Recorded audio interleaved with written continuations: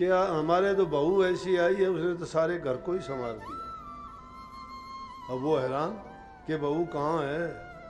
फिर उसका जो ससुर था वो आया, बोला कि भगत भाई तुम्हारी महिमा अलग है, जो प्रभु की भक्ति करते हैं, हमारे बहू प्रभु की भक्ति करती है, हमारे तो घर में इतना प्यार और प्रेम हो गया, अब सब के सब स्वर्ग के समान हम रहते हैं। नहीं तो ये घरवाली बहुत परेशान करती थी हमें, और सब के सब हम जानते ही नहीं थे भक्ति क्या है।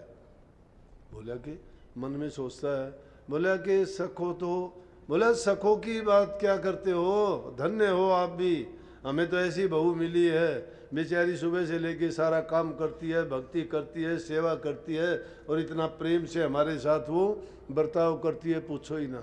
बोला करती है कि करती थी। बोला करती है। बोला क्या बात करते हो, एक सखो भाई को तो मैं ताक दे के आया हूँ वहाँ पे, ये इतने लोग गवाह हैं।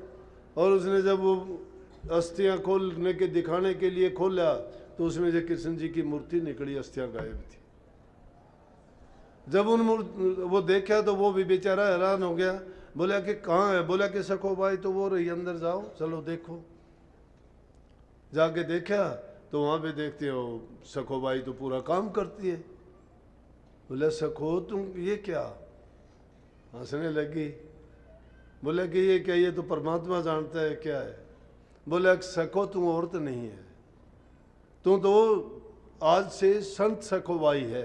और उस दिन से उसका नाम सखोबाई के नाम पड़ गया, संत। संत के नाम से जानी गई वो। जहाँ सच्ची लगन सच्चा प्रेम प्रभु से जिसका हो जाता है तो काठ की मूर्ति नहीं, पत्थर की मूर्ति भी बोलती है। शमशान घाट के मुर्दे भी जिंदा हो जाते हैं। लेकिन ये किस चीज से प्रकट होते, प्रेम से। प्रेम किसके दिल में पैदा होता है, जिसके दिल में सत्य होता है। जो आदमी लालच से मुक्त होता है, स्वार्थ से मुक्त होता है, प्रलोभनों से मुक्त होता है, जिसके दिल में श्रद्धा यकीन पक्का और ठाठे मारता है, जो आदमी बेईमानी में और संसारी पदार्थों के लिए भाग दौड़ में अपना जीवन व्यतीत करता है, उसके लिए प्रभु के लिए भक्ति के लिए दिल में कोई ठिकाना नहीं है। हम सुरत शब्द के अभ्यासी हैं। संत मत सबसे ऊंचा है। सब चीज़ों का ज्ञान करा के ये आदमी की आत्म शक्ति को जगाने का रास्ता है। और आत्म शक्ति में ही सब कुछ, भक्ति उसी में छिपी हुई है। अपनी आत्म शक्ति को जगाने के लिए अपने मन को एक जगह ठहराने का एक ही ठिकाना है, और वो है गुरु के चरण। गुरु के वचन और गुरु की आज्ञा, ये सच्ची भक्ति का रास्ता है। क्योंकि गुरु का जो वचन है वो जीव के कल्याण के लिए है, वो शिष्य की भलाई के लिए है। उसमें गुरु का कोई अपना स्वार्थ नहीं है। किसकी स्वार्थ है उसमें? शिष्य का स्वार्थ है। लेकिन शिष्य अगर उसको सत्य के साथ बरतता है, गुरु के वाक्य को मंत्र मानता है, उनको चुन चुन के अपने हृदय में धरता है, और नित्य प्रति गुरु के कहे अनुसार अपना ध्यान लगाता है, शब्द का अभ्यास करता है, नाम का सुमन करता है, और जब कभी भी फुर्सत मिलती है उसी चिंतन में वो टाइम लगाता है, तो निश्चित रूप से वो अपने जीवन का कल्याण कर लेता है। तो ये हमारा जो मत चला, जिसके बारे में बाद में कई तरह की बातें भी उठी कि भाई राधा स्वामी मत तो हजूर महाराज जी ने चलाया था नहीं, स्वामी जी महाराज ने अपनी अनुमति क्या उन्होंने कह ही दिया। और वो कह भी क्यों दिया, उसके लिए भी अवसर ऐसा आया था कि एक बार कहने लगे, सब जब बैठे हुए थे, कहने लगे भाई जाओ कोई नई चीज़ प्रकट करके लेके आओ। नई चीज़ प्रकट करने का मतलब है कि जो आदमी अंतर में जाके अभ्यास करता है, जैसे इस शब्द में भी आया था, अभ्यास की चीज़ें मैंने बहुत ही इतनी सरल करके बता दी कि तुम उस शब्द को पढ़ के भी वो काम कर लोगे तो भी तुम्हारा रास्ता खुल जाएगा।